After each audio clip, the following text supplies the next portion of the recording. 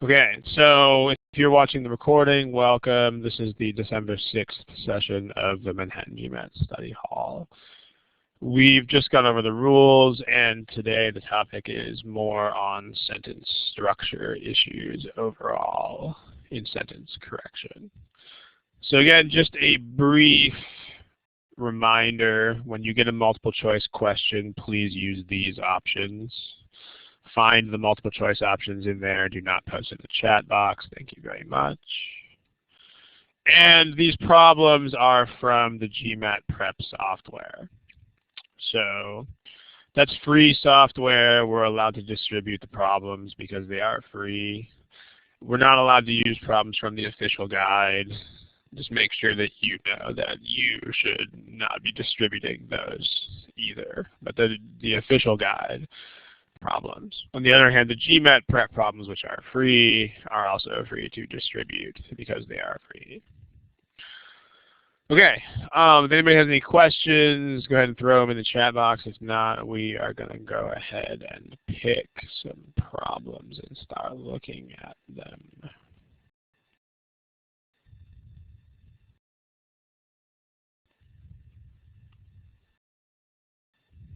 Okay. No one's got any questions. All right, here's the first problem for today. It's a longer problem. Remember, when you see longer problems, that means it's okay to take more time on them than the average. So I'll give you a clock here. Here's a clock. Go for it.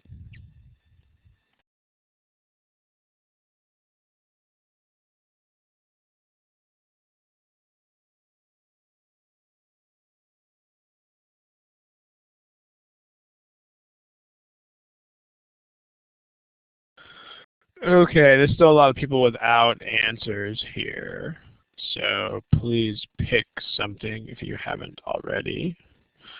Give you a few more seconds here to do that. Just remember that when you take the test, there's no such thing as not answering the problem. So you got to pick something.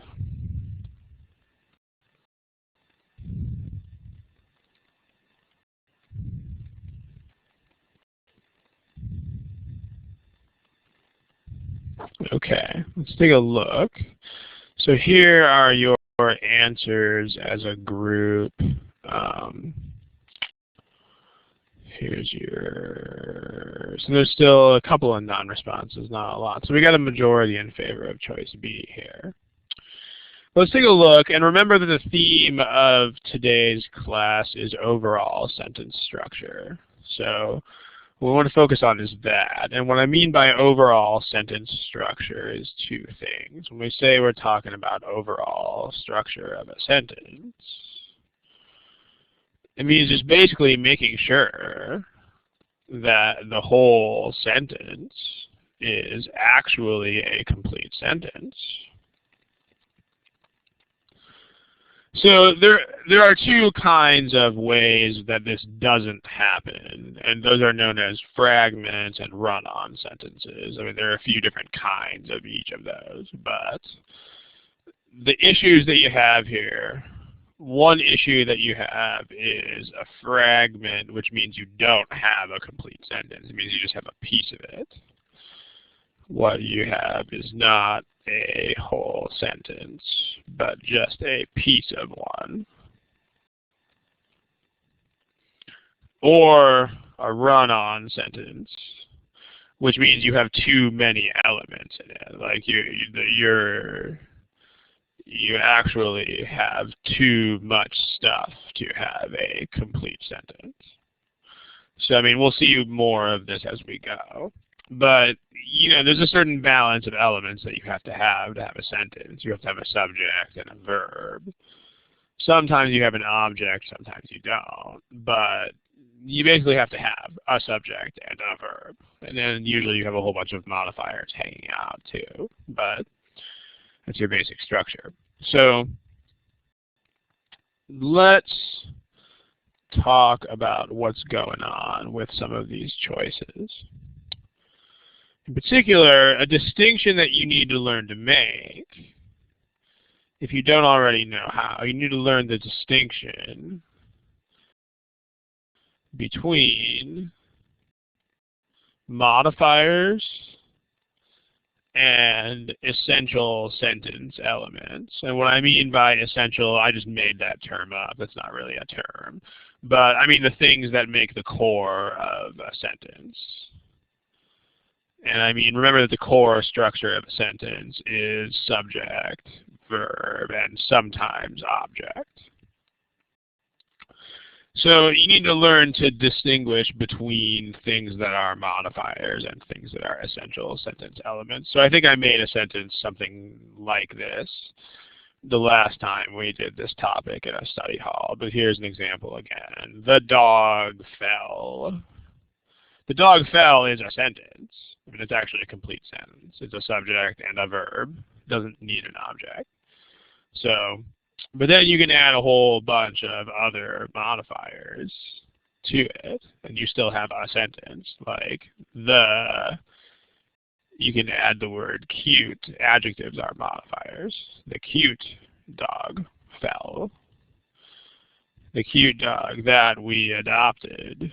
The cute dog that we adopted last week, last Friday, in the afternoon, at the shelter, down the street, fell down the stairs, onto the floor, with a loud thud, comma, scaring the baby. And you can even have modifiers that come before. The sentence doesn't have to start with a subject. So something like unaccustomed to the indoors. And then in that case, I guess you wouldn't capitalize. So there. I mean, notice that you still have a core sentence of the dog fell. That's your subject and your verb.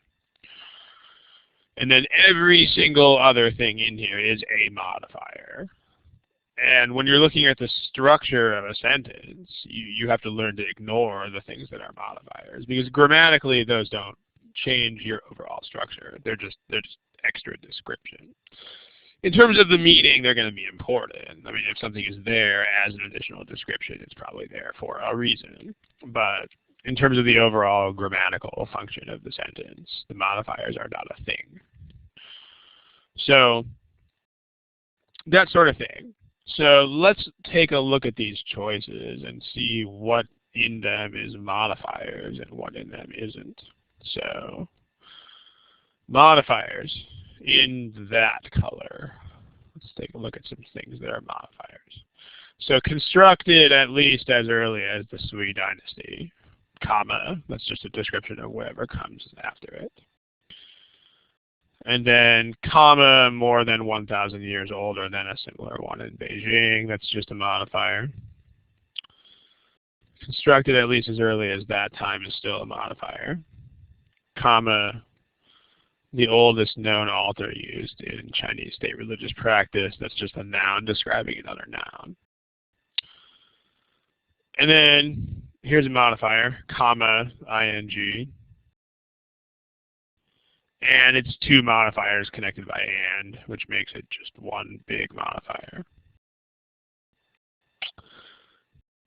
Comma, which. It's a big, gigantic modifier starting with comma, which. And comma, more than 1,000 years older than a similar one in Beijing. It's also a modifier. Then, here's two opening modifiers in front of the altar of heaven. And then you got comma, which was constructed at least as early as this dynasty. And so which does this and is this. So let's look at what we have left over when we do that.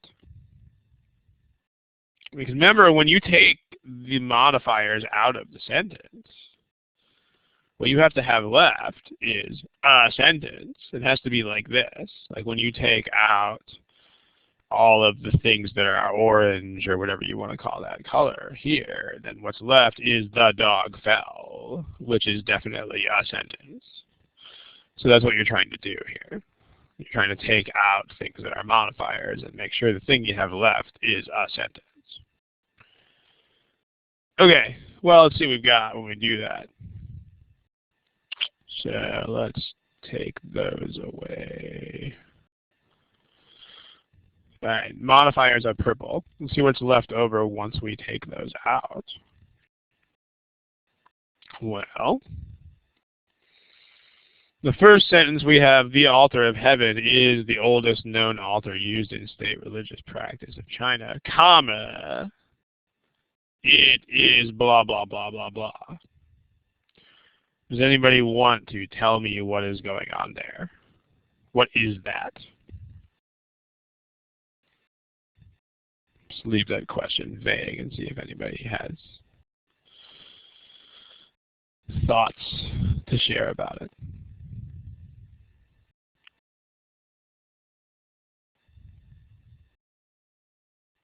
Yeah, it's a run-on sentence, right? It's trying to make two sentences in a row with just a comma in between, and you're not allowed to do that. I mean, if you're going to have two sentences, you have to connect them with some sort of connector, like an and or a semicolon or something like that, right?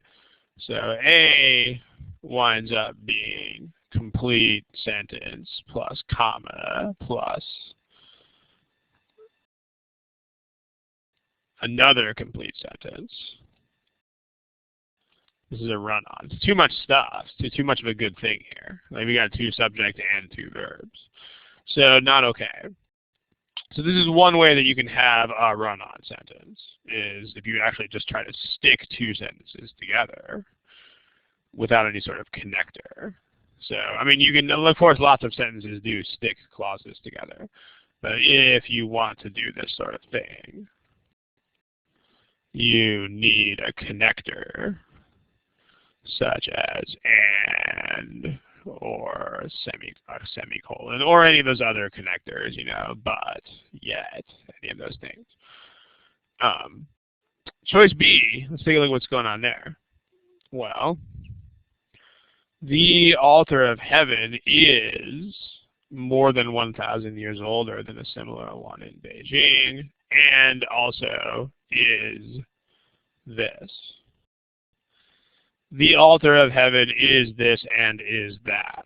That's totally a sentence. So B is a legitimate sentence.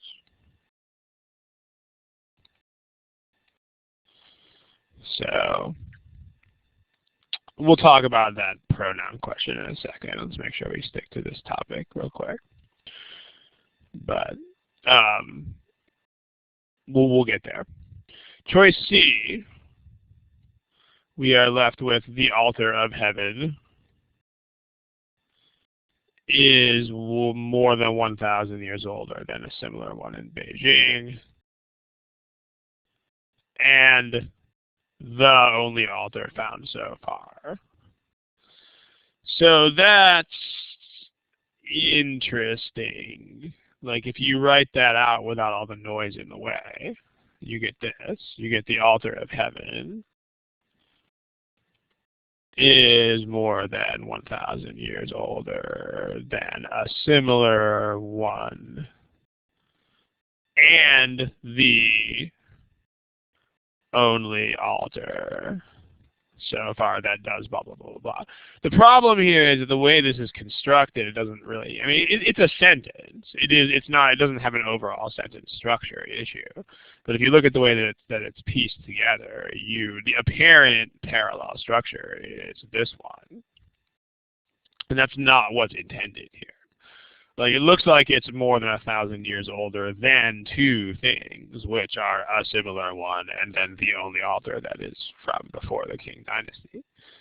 Not the intention. Like you're trying to say that this altar is the only one. And I mean, you can tell that actually. You don't have to know Chinese history to figure this out, because if you read the sentence, this author is from 581 to 618. So that's way before these dates. So the only way this sentence could actually make sense is if the only author that predates this dynasty is that one. So that's how you know that C doesn't make any sense. So C is a sentence. It's just not a reasonable sentence. D, let's take a look at what we've got there. The author of heaven and is the only author so far. Well, that's not a sentence, right? So it's missing a verb.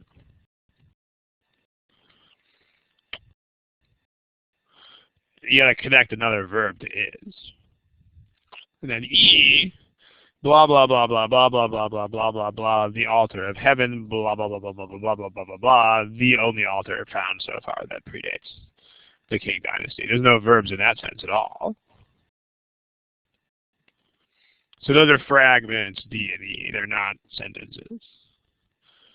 So the question is, how do you know that you're dealing with this kind of thing?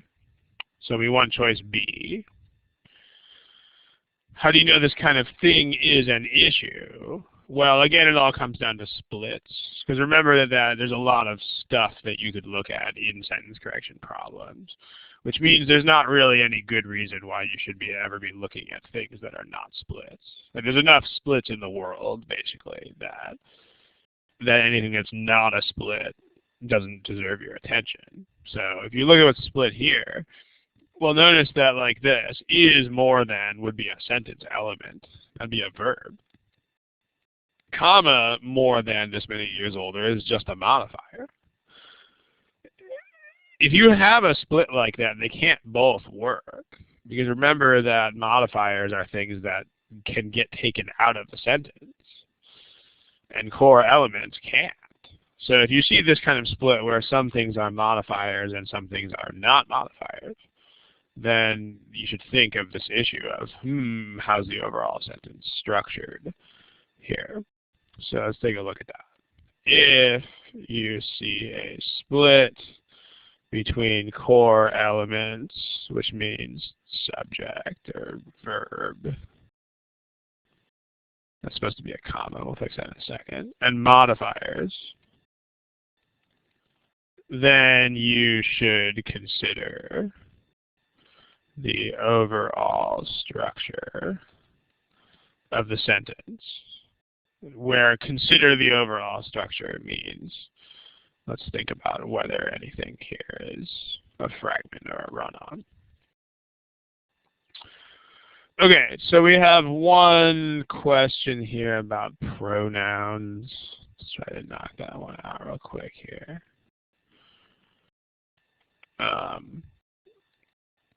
So it's about choice A, so we can just copy choice A onto the next board. Let's do that.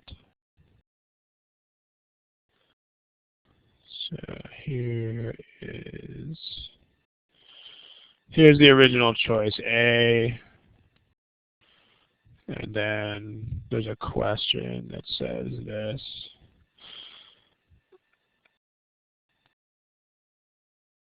So you've got the word it.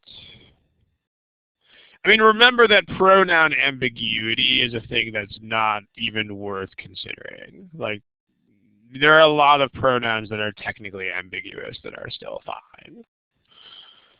So, like, worrying about this is going to cause you more trouble than it will help.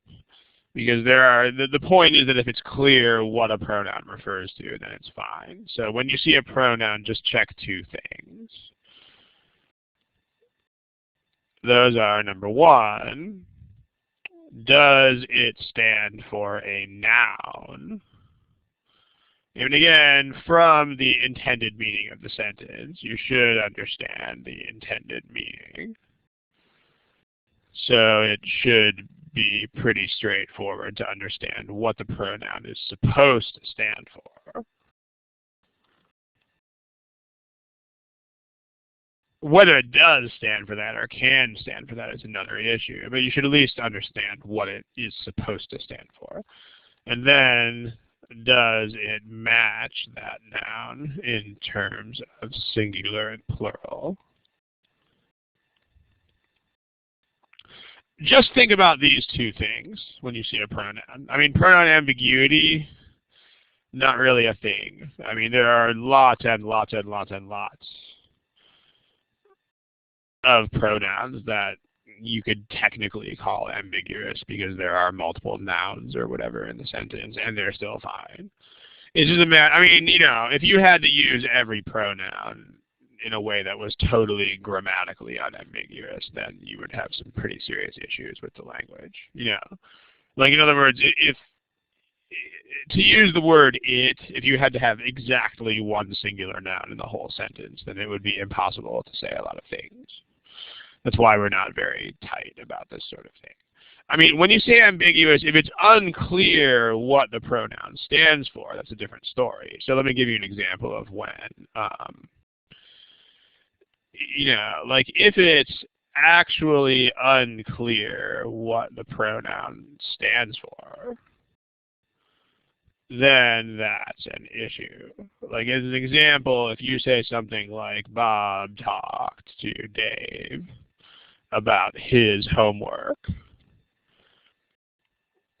here we have no idea what his, like this could be either Bob or Dave, and there's absolutely no way to tell who that is. So, but this is not anything that I recall ever seeing on the GMAT, so it's probably not a thing. You're not going to have to worry about it. But, you know, to the person who just posted in the box, the only words on this page that you really have to pay that much attention to are these 4 words. Don't worry about this. Really, this is not a joke. You don't have to worry about pronoun ambiguity. Simple. Keep it simple with the pronouns. Noun, yes or no. Match, singular, plural. It's kind of all you have to think about. It's nice. Okay, if you have any other questions about this problem, go ahead and throw them in the box. Otherwise, we'll look at another problem.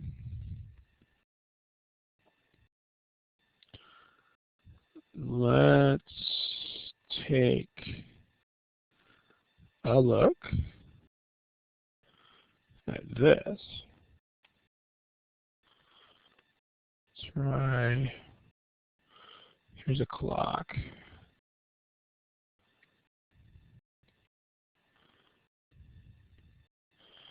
And don't forget to answer the problems with the multiple choice options.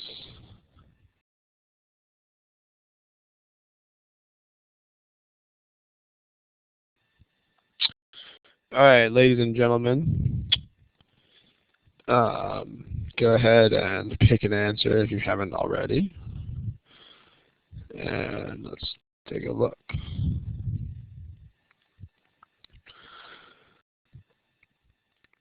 Okay, just to make sure we're all on the same page here, go ahead and tell me in the chat box, when you first read a sentence correction sentence, what are you looking for? Yeah, what is the message, right? Because, I mean, you don't really know how any of this is supposed to fit together until you know what is going on. Like, what's the message? So remember, the first thing you look at is what's the message? What is the sentence actually trying to tell us? So, all right, well, we have these British guys saying that, you know, they're saying certain things about using artificial bone instead of more conventional elements. And then as far as showing how their idea would work, like make sure you understand what the point here is. And I mean, Suvik says remove the modifiers. I wouldn't say remove the modifiers, because remember, you might have a sentence that's wrong, and you might have things that are modifiers that like aren't supposed to be. Or you might have things that are not modifying what they should modify. And so, like, I mean, you don't want to take things out when you think about the meaning. Because if it's wrong, then you might be taking the wrong things out. So, I mean, you just gotta like look at what's there and kind of use common sense about what it might be intended to say here.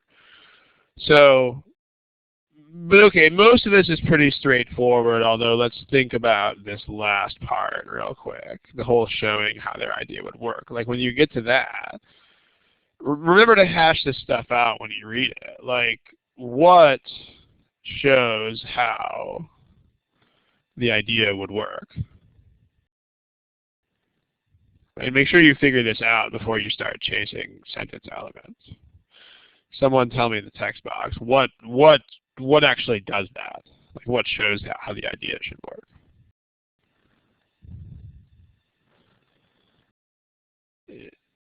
It's the structures that they build, right? All of them, not just the bridge. It's all of the structures they build. So like this idea, all of the structures they built, not just the bridge.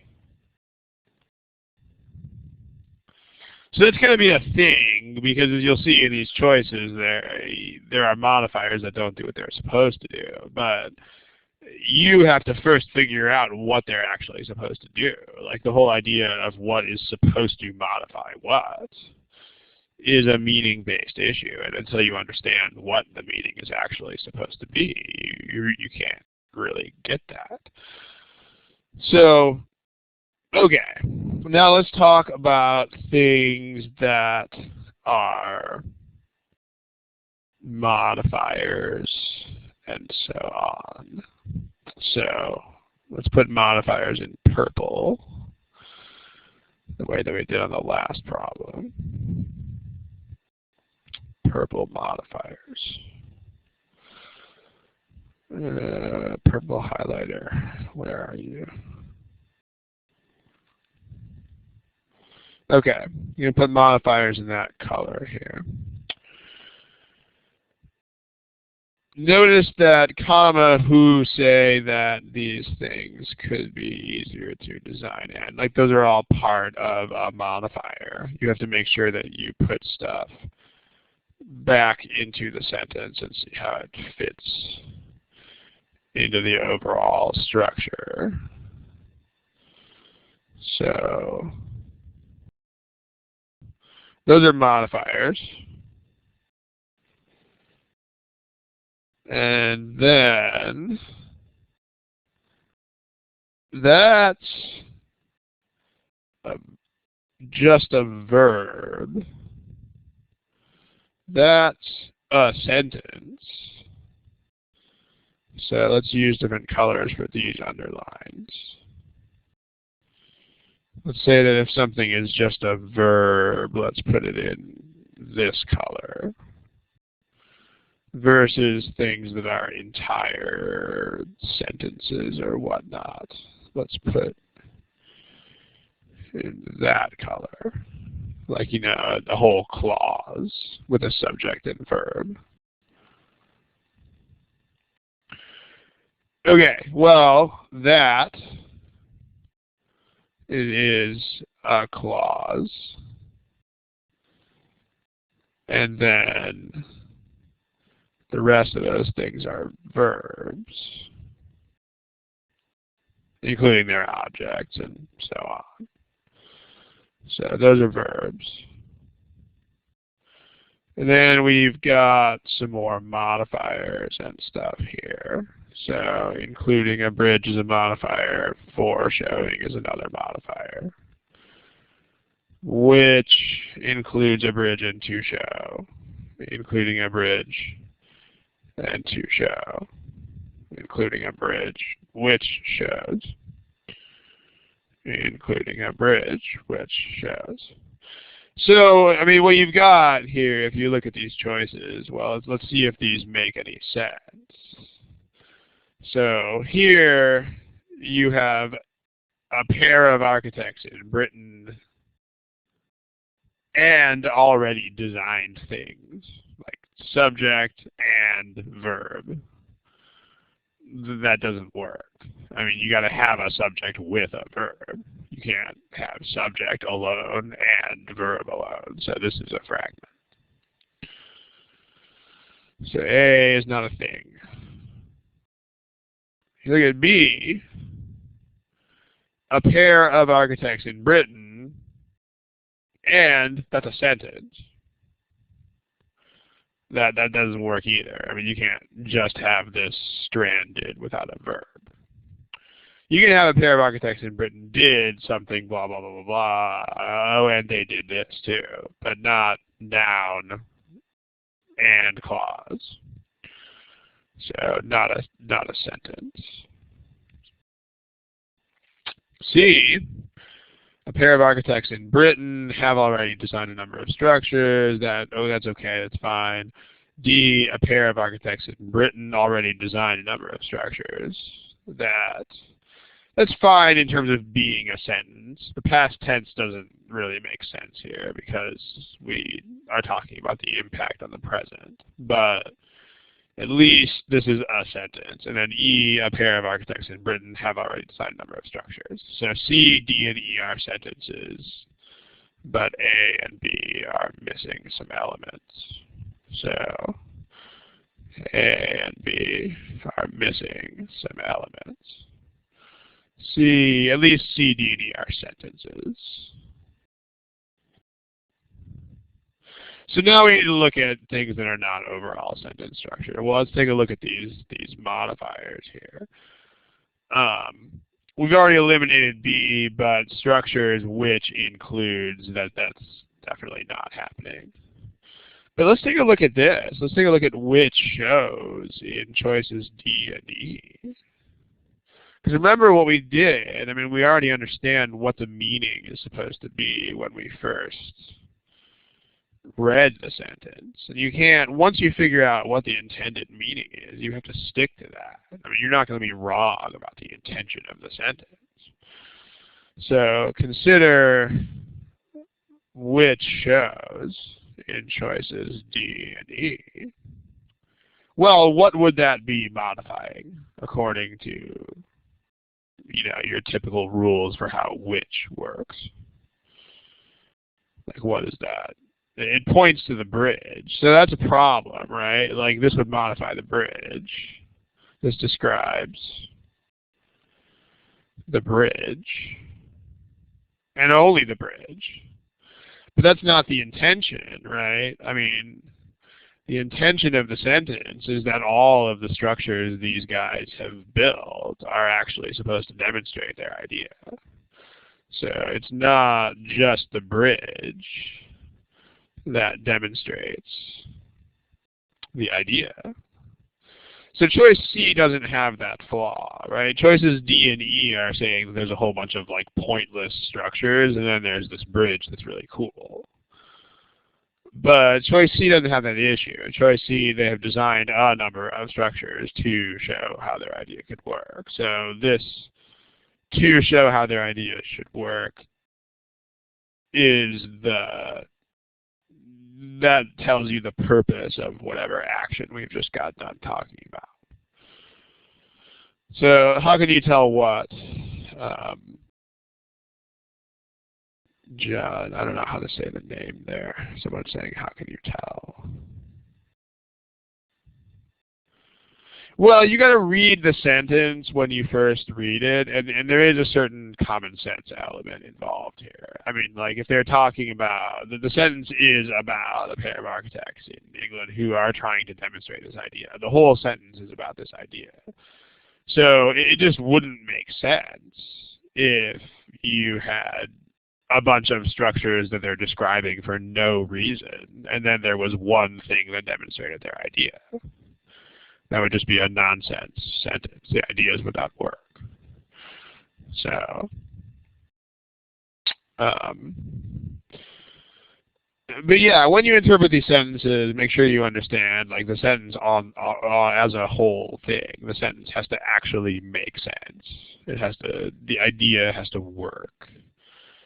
So here, if it were just a bridge that shows how the idea would work, then there would be no point in discussing the other discussing the other structures. It would be a weirdo sentence because we would be talking about a bunch of structures that we don't care about. It would be nonsense. So let's see. Okay. Let's look at other things that people are asking about here.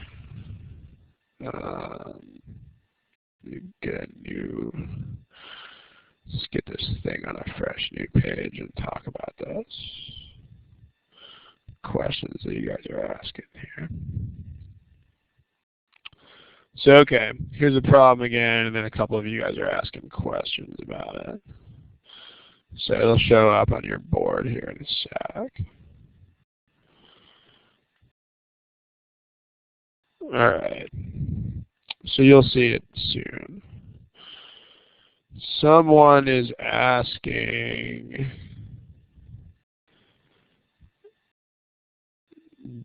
this.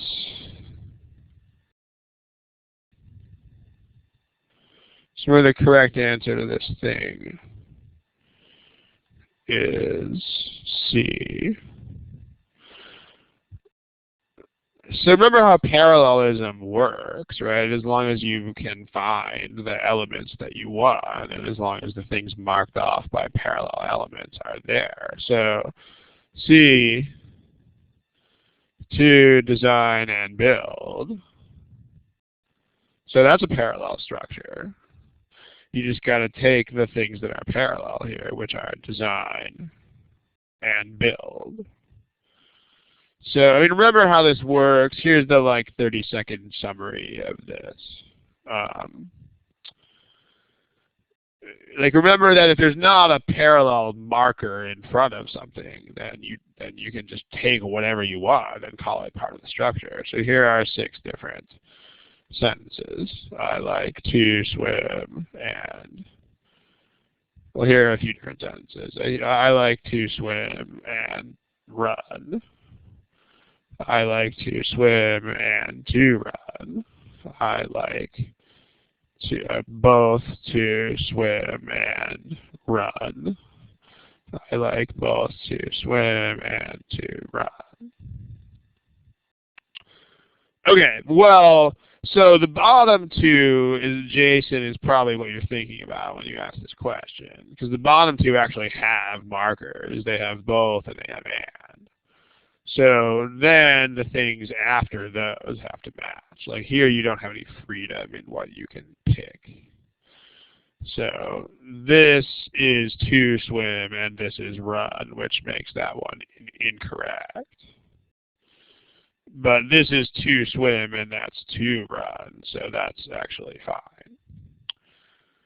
On the other hand, in the first two, you just have an and. It's the same thing you have over here with design and build. This is just and. That means that the right-hand structure is for sure whatever is there, but you can just pick whatever your left-hand structure is that works with that. So this is run. There's no word like both over here bossing you around, so you can just say what would be parallel to run? Well, swim would. So this structure is swim and run. Here, this is definitely to run. There's no word both hanging out over there, so you can just pick whatever out of all this stuff would be parallel. So I like to swim and to run. So it's not a trap. I mean, there's nothing here that is a trap. It's just what is parallel and what is not.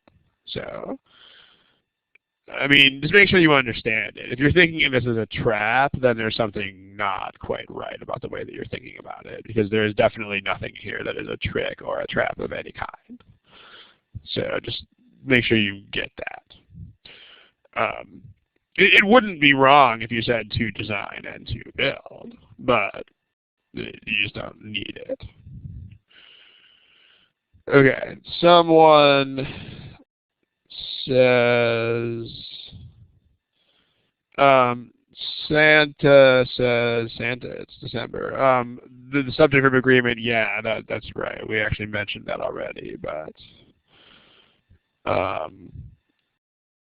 that is a thing, the subject verb agreement. And then here's this question. Whoever posted this, go ahead and elaborate. I mean, it should be clear to you that this is not an idiom. I mean, this is not what single idioms ever look like. I mean, remember that single idioms are just like, pairs of words that go together, like between this and that. Or like, I replaced this with that. I mean, just looking at this, it should be clear to you that this is not an idiom. And I don't mean that in a bad way. I just mean you need to look at a bunch of idioms and internalize a little bit better what they look like. Because there are definitely no idioms in the world of English that look like this. So, I mean, when you look at this, what I'm saying is that it should be clear to you that these are pieces of a couple of different structures. And if that's not clear to you, then you've got to spend some more time just looking at the way that stuff is put together in English and what it looks like in general. So make sure you understand the general look of the language. Like, what do single elements look like? What do idioms look like, etc. Because, I mean, you really have to be fast at separating, like, single thoughts from other single thoughts. If that takes a lot of time, then before you start looking at a bunch of specifics, your job is going to be to just look over the language and get more used to it. So, which choice is this from? This is from, help me out here, which choice is this in? Peter, this is your question. What choice is this from?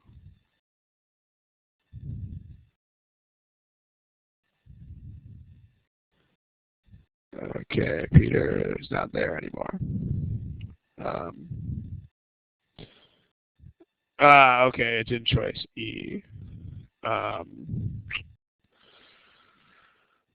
Well, it would be a parallel structure, right? Like whenever you have a than, you're looking at some kind of comparison, and comparisons need to have a parallel structure. So there's your giveaway.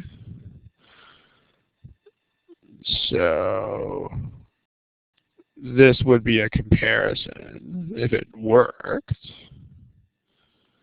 And it doesn't work because there's nothing for it to be parallel to. So there's nothing parallel to with conventional structures. So yeah, that's wrong.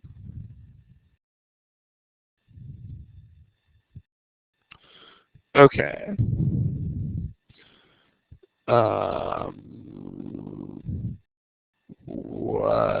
Johnny, what choice are you talking about? Are you talking about the correct answer?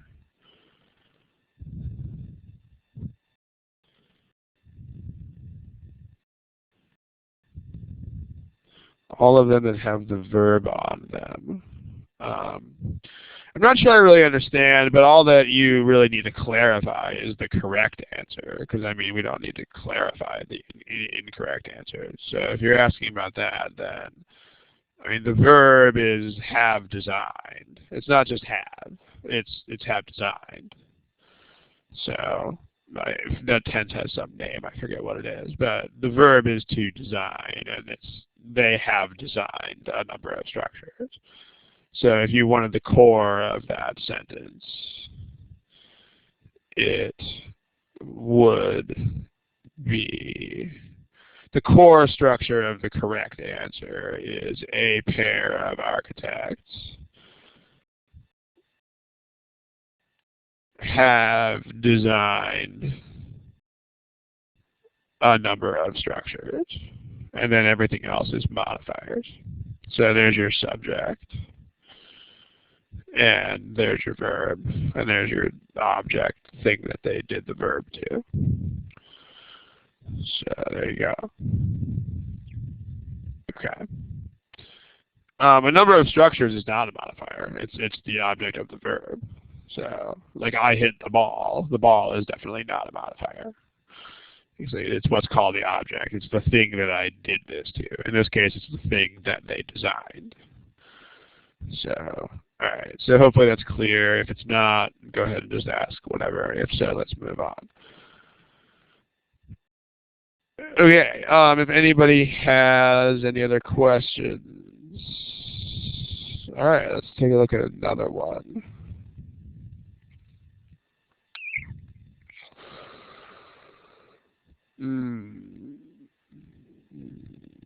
How about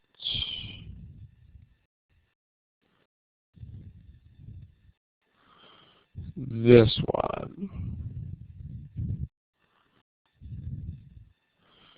So remember to answer the questions there. Here's a timer.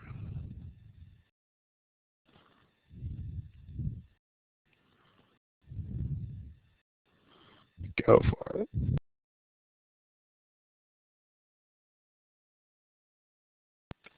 Okay. There are a lot of non-answers here, so make sure you pick something.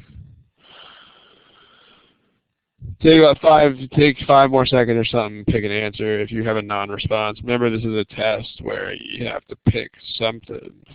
So if you haven't picked something, then make sure you do. Okay, let's take a look. Here's your responses. So not a ton of agreement here. It looks like people liked A and C best. But let's see. Let's take a look. So let's take a look at the difference between modifiers and things that are not modifiers. So I guess we'll just keep with the color code that we had in the previous parts. Let's put modifiers in purple.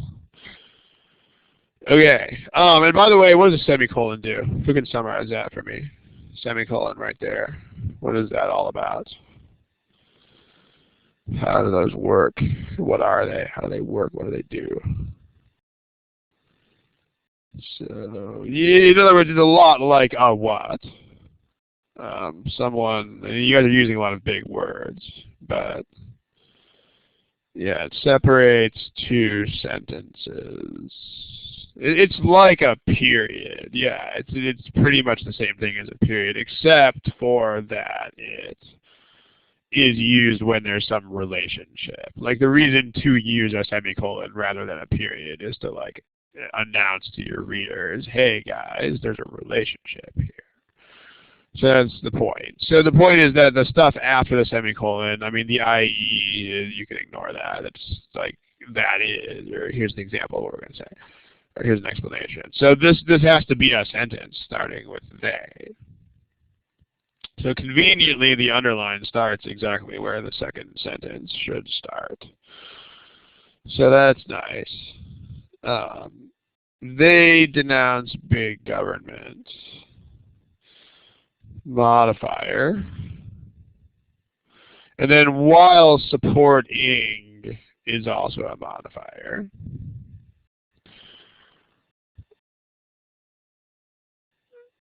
They denounce big government, dash, dash, blah, blah, blah, blah, blah. Things set off by dashes are modifiers. And then but, also a modifier.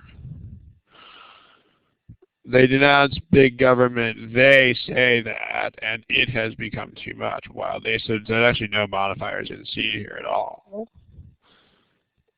This is a modifier saying this, and then comma at the same time doing that.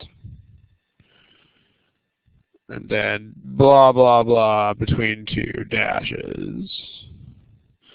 And then INGs are modifiers. So, and then there's these constructions with, like, you have these connectors. There's a name for them, and I can't really remember what they're called. But like when you have things like even though and while and as and so on, you should know how those work. Like when you have even though or as or although or while or etc. plus a sentence.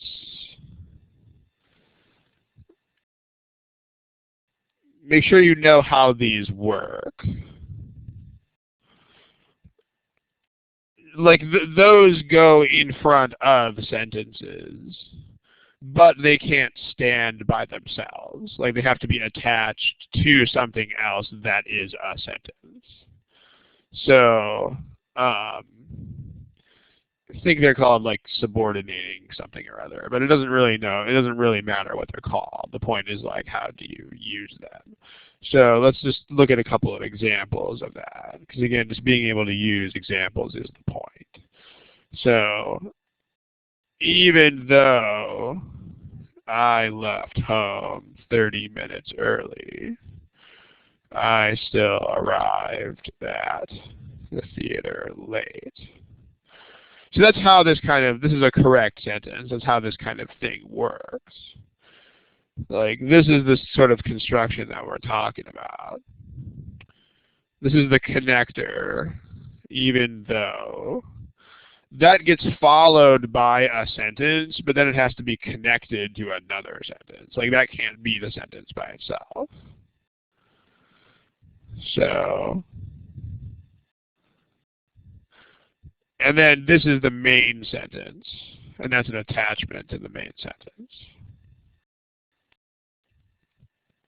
So the difference between, I mean, it's kind of like modifiers, but kind of not. And let me explain what I mean by that. Like the way these things work, the way these elements, like they have one thing in common with modifiers, and then they have one thing not in common with modifiers. So like, how do these elements work?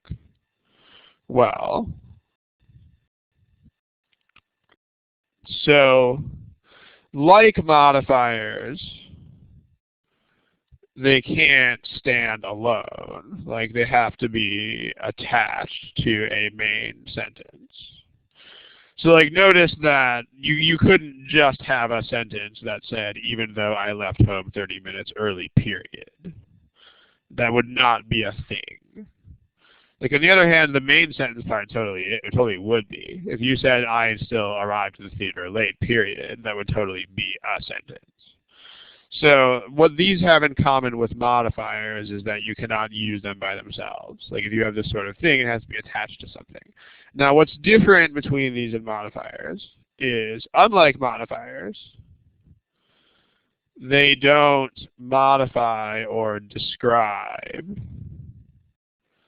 specific words in the main sentence. You know, as long as you have the right kind of overall relationship, the usage is fine. I mean, because the difference here is, like, let me give you another example of what I mean by this. The rules for modifiers are much more strict, because modifiers actually have to point to specific things, whether those are actions or nouns or whatever. So, like, here are a couple of examples of sentences like this. Here are two sentences that basically mean the same thing, or at least try to. So, as I was coming home from school, the wind blew me off my bike, versus coming home from school, the wind blew me off my bike.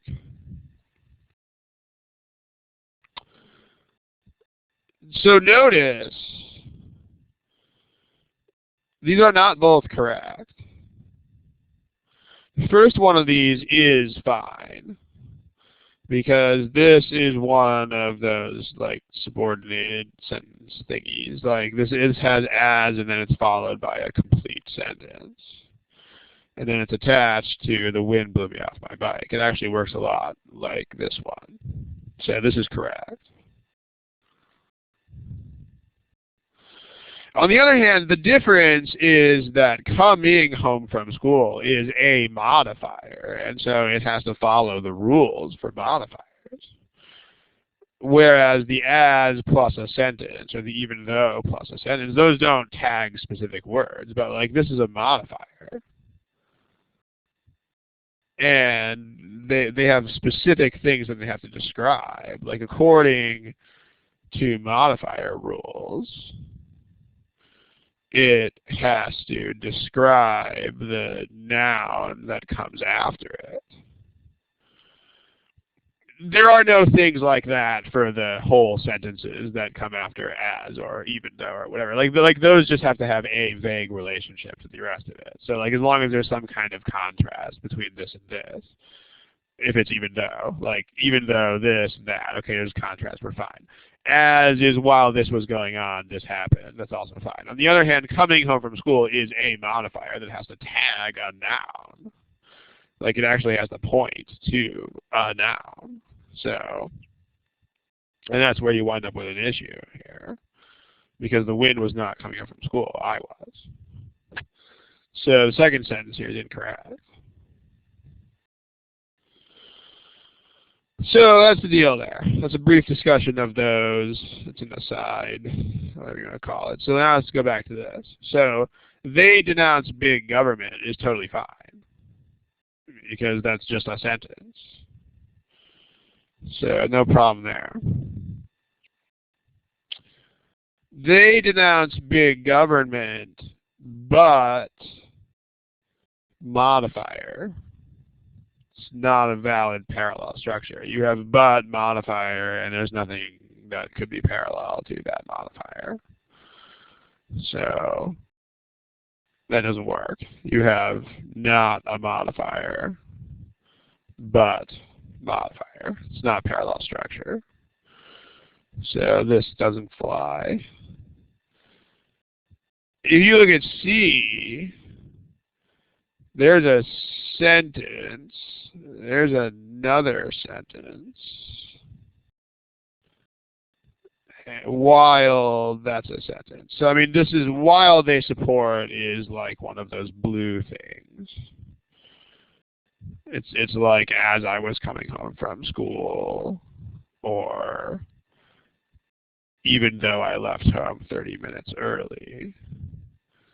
So that's not an issue, but this is a run-on, because what you're left with is you just have two sentences that are stuck to each other.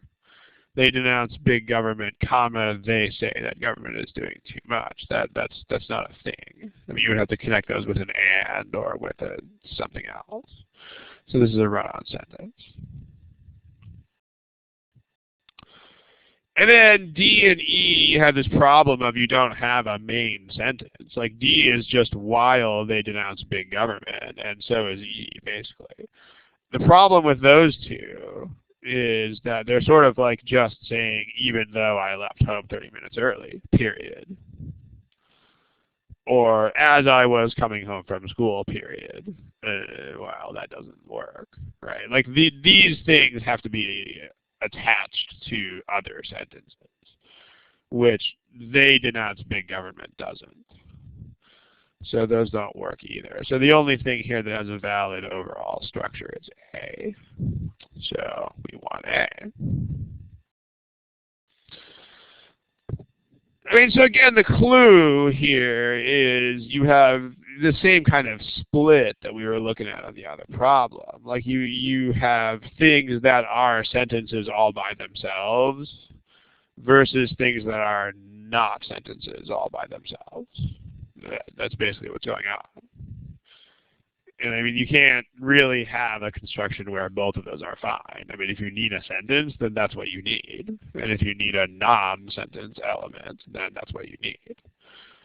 But you got to just know how the structure works. But again, you're not looking at this cold. Like, you're not looking at these randomly for no reason, because that would be very hard. That would be extra hard because there's this underline in the middle of it breaking everything up. But when you see splits between, like, okay, that's a sentence and that isn't, then you know this is what you have to think about. So, all right, we probably have, so that's, okay, that's not a bad question. While and at the same time. So, not really, because while is one of those words that doesn't always mean the same thing. So let me show you what I'm talking about. If you, like here, they don't mean the same thing at all. So here's the sentence again.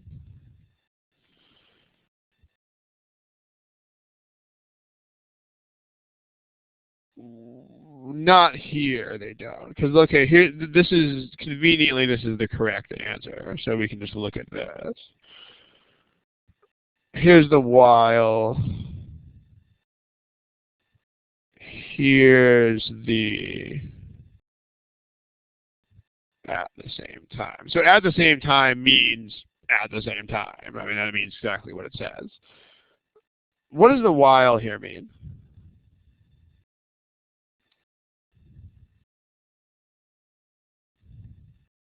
Does anybody know?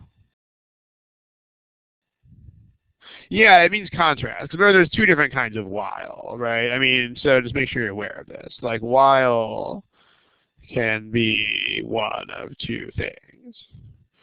The first is, and what you're thinking that it is it's for things that are simultaneous. So if you say, like while driving home from work, I found a big pile of gold bars. Okay, well, great. And then the other thing that while can do is it can indicate contrast. And that's what it's doing here. So if you say, like, while most of my colleagues work long hours, Mark often goes home at 3 p.m. So this is not a time simultaneous thing. This is like in contrast to most of these other people. This is what Mark does. So that's what's going on here. You have this kind of contrast thingy going on. So, and because there's a contrast between they think that government does too much, but they also want the government to do. I mean, you could actually put, like the idea here is the same as the idea of like but, or even though, or despite that, or even though they say that, they're talking out of both sides of their mouth. That's what's going on there.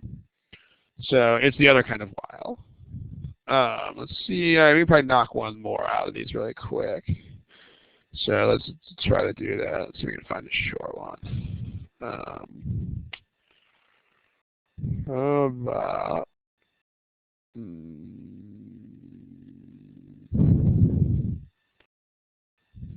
okay, how about this one?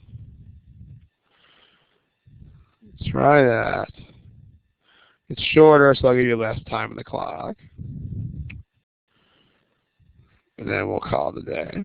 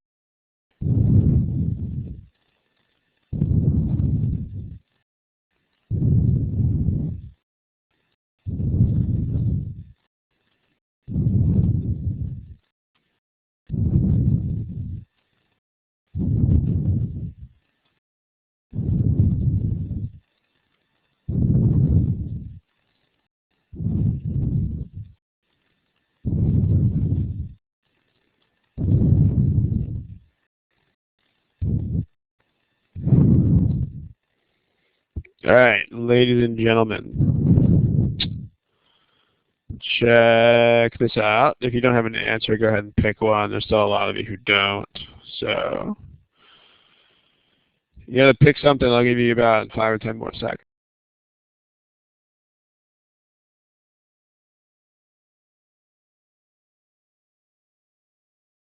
Okay. If you don't have an answer yet, make sure you pick one. There's this Sandeep who doesn't have an answer. There's a couple other people. So pick something, please. Okay, let's take a look. Here are your responses. So we got a plurality for D, although, you know, people are answering a lot of different stuff. Okay, let's talk about these dashes here. And actually, this is just a dash. I mean, when you see it rendered in certain fonts, it'll look like 2 dashes. But there's only a single dash here. Does anybody know what that means? And what do dashes do?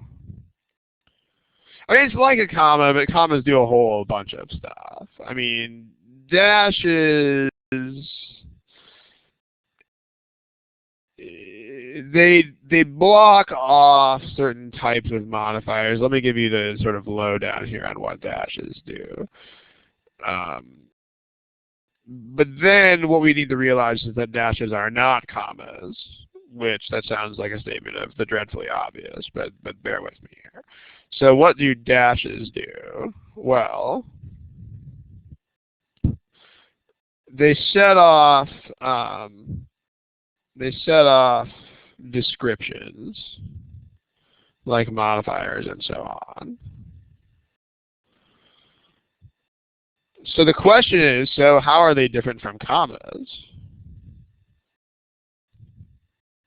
Because, I mean, commas do that too. I mean, if you think about what kind of punctuation normally sets off modifiers, well, that's usually commas. So the question that's prompted here is, how is this different from just having your plain old run-of-the-mill commas? Well, there's 3 different ways. The first way is that it's not a grammar. The first way is not a grammar thing. It's dashes can emphasize when something is ironic or surprising. Like, or they can just emphasize something, or point out that, or point out irony, or like unexpectedness. I don't know if unexpectedness is really a word, but so let me give you 2 examples, one with a dash, one without a dash. You say something like, Joe, who grew up in Miami, thinks that winter in San Francisco cold.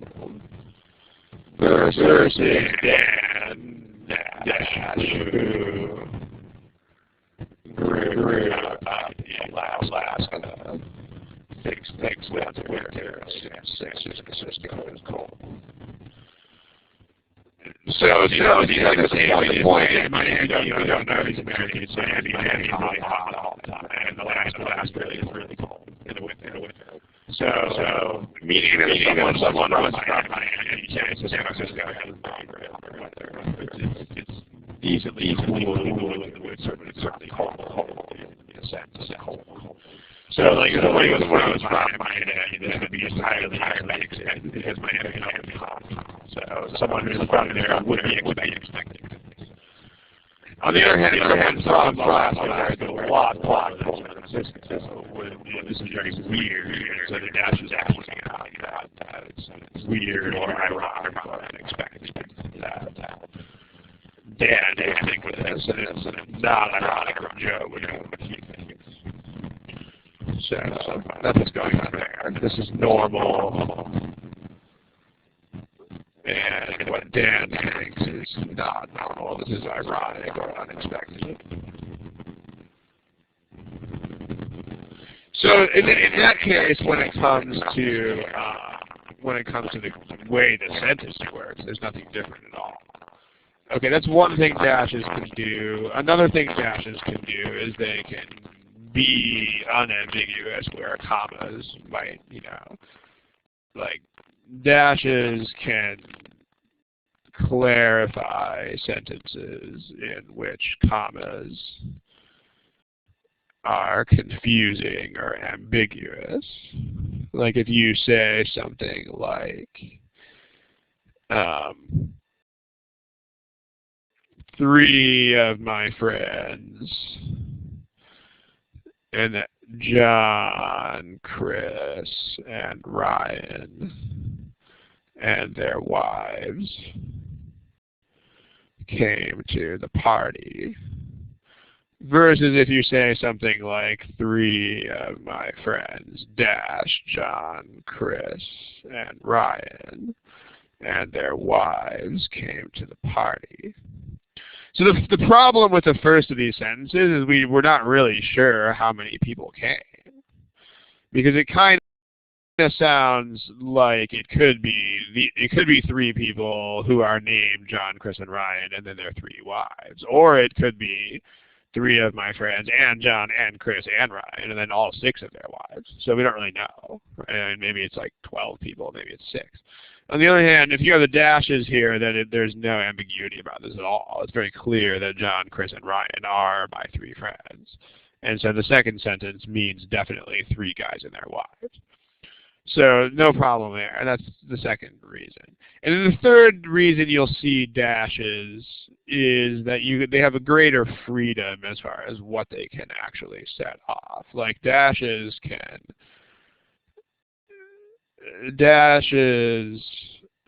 can set off entire sentences as description. And commas can't do that. So here's an example. If you say something like,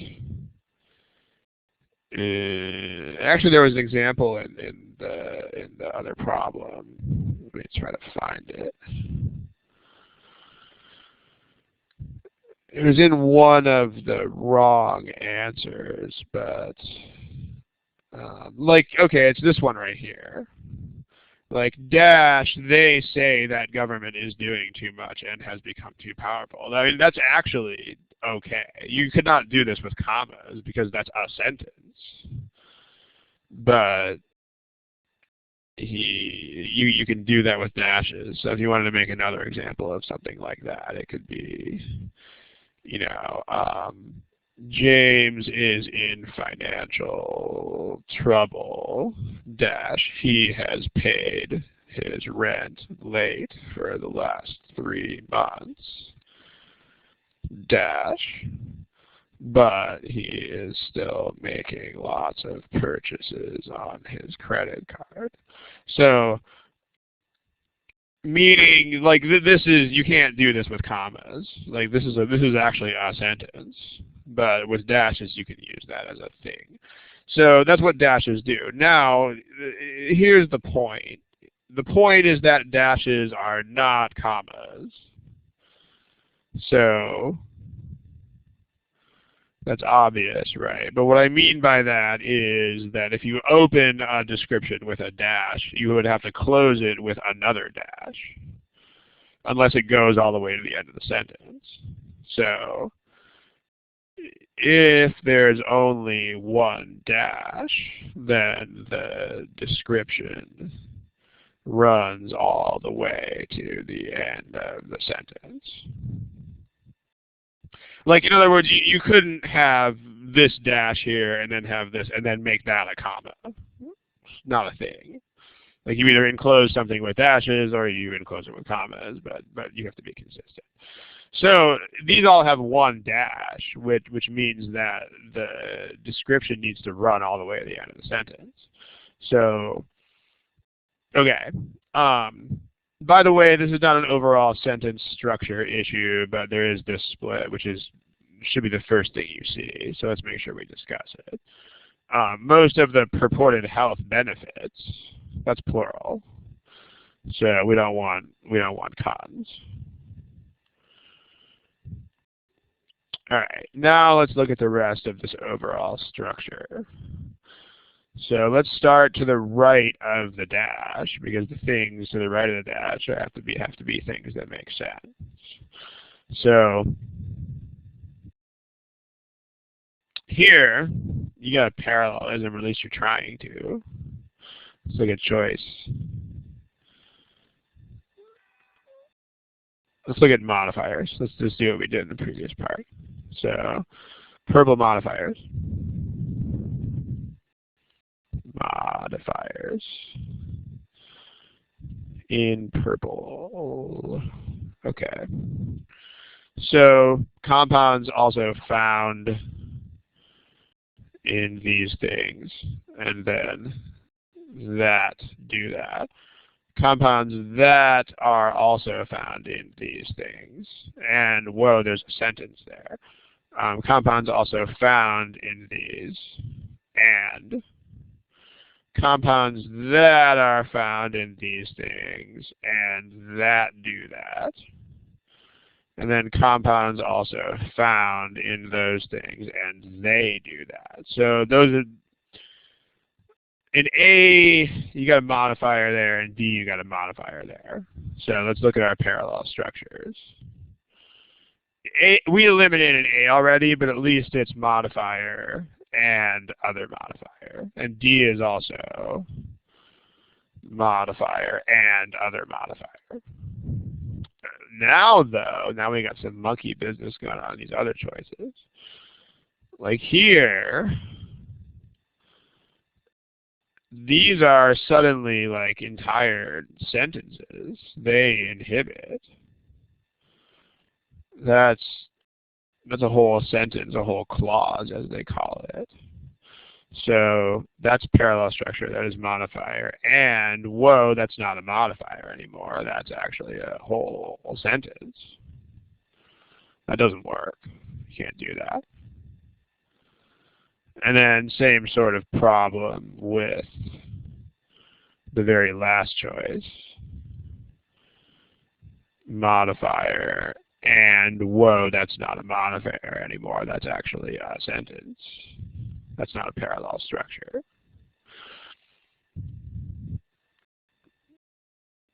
And then C kind of has the same issue because it's not a whole sentence this time, but it's a verb. And you can't put a modifier in parallel to a verb. So verbs hang parallel to other verbs. So modifier, and then whoa, that's not another modifier. That's a verb. No fly. So it looks like D wins. So, because, I mean, the thing with the dash is, you know, if you look at these examples, you can realize the thing after the dash might be a whole nother sentence, but it also might not. So you don't know with that. But when you look at the stuff that's behind the dash, you still have to have parallel structures that work. So, and here you got modifier, sentence, verb, modifier, sentence. So then you're looking at overall structure issues again. Okay, we're over time. We're going to go ahead and call it a day here. If you have any administrative questions, you can ask those at this point.